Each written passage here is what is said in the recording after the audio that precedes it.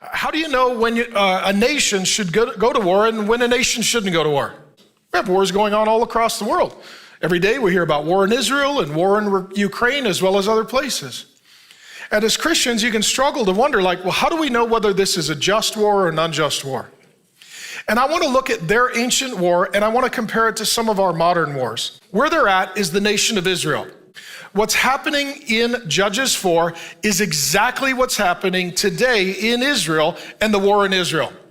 Same descendants, Jewish people, and the Palestinians are descendants of the Canaanites. Same place, Israel and Gaza Strip. Same thing, border fails, invaders come in. Same consequence, women and children are killed and taken captive and hostage.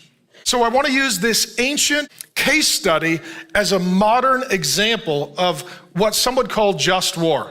So I want to look real quickly at what's called just war theory. Number one, is it a legitimate authority?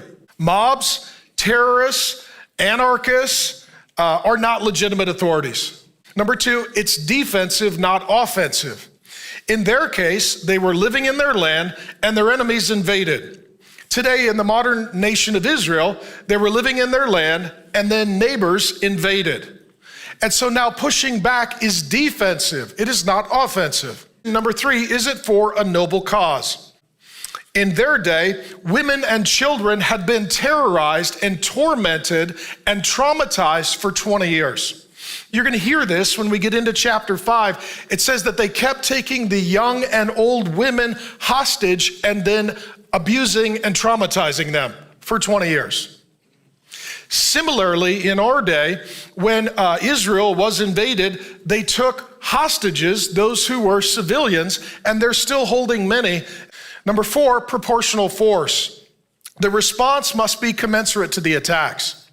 In the days of the ancient nation of Israel, they were invaded by an army that had 900 iron chariots. We read that previously. Those are like tanks. And those who were fighting them did not have iron chariots.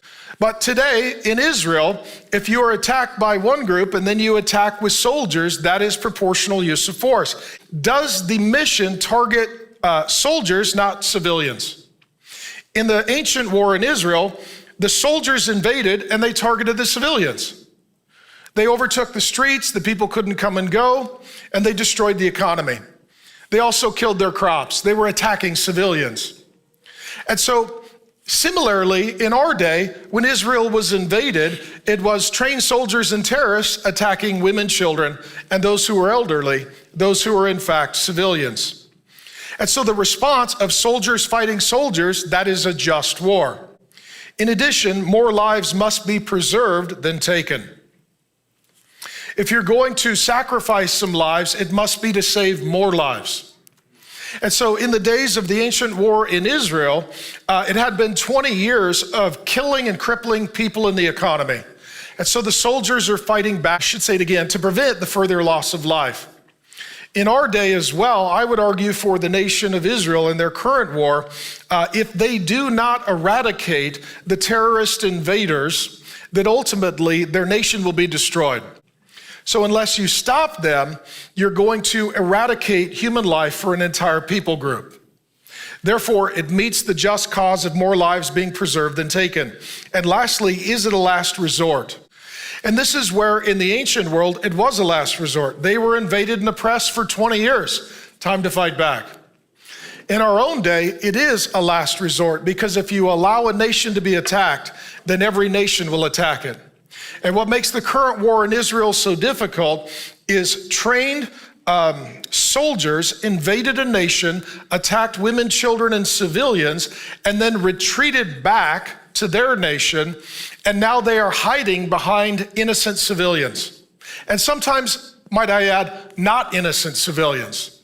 Those who are harboring terrorism are sacrificing human life in an effort to get international outcry and a call for justice so that they can continue their jihad and eradicate the nation of Israel and the Hebrew people from the earth. And we know that all of this is demonic because when Jesus returns, he returns to Jerusalem. And they want to eradicate Jerusalem so that there is no place for the Lord Jesus to return and to begin his kingdom.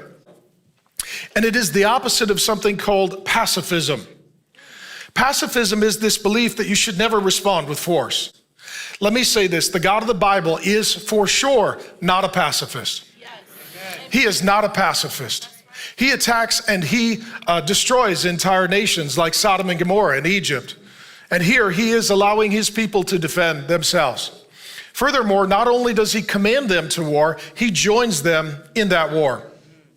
So I just want to say this, because in this house, we say thank you to soldiers, to veterans, we say thank you to current military personnel, we say thank you to police officers and firefighters, and we say thank you to first responders.